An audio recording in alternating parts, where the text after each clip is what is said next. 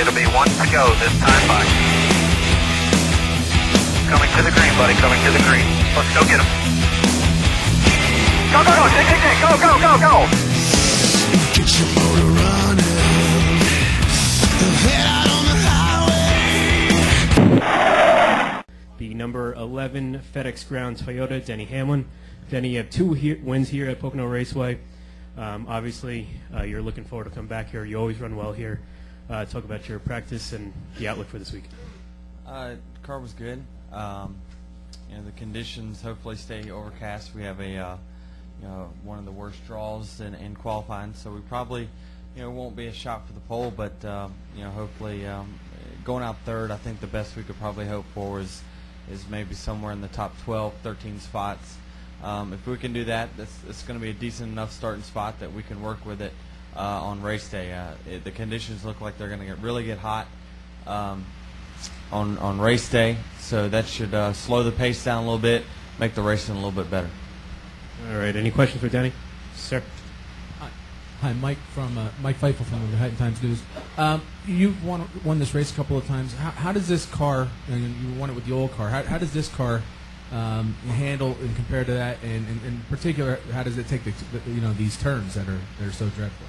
I was surprised there really wasn't that big of a difference when we were here testing. The feel was basically the same. Your let-off points are varied a little bit, and especially in turn 3, especially with us running up high in that new asphalt. So really, it's not much change. It looks like the pace is about the same. It may be a little bit faster than what it was last year. So everything's relatively the same. I'm pretty surprised. Next question over here. Yeah. Paul Sokolowski from the Wilkes-Barre Times Leader. Denny, some drivers have complained about this track. What do you think of it, and are their complaints legitimate?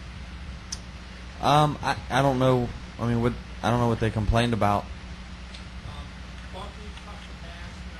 Well, I mean, I think myself, my opinion of it is I like bumpy racetracks. I like tracks that are slick and have old asphalt. It always makes for better racing. You look at tracks like Atlanta.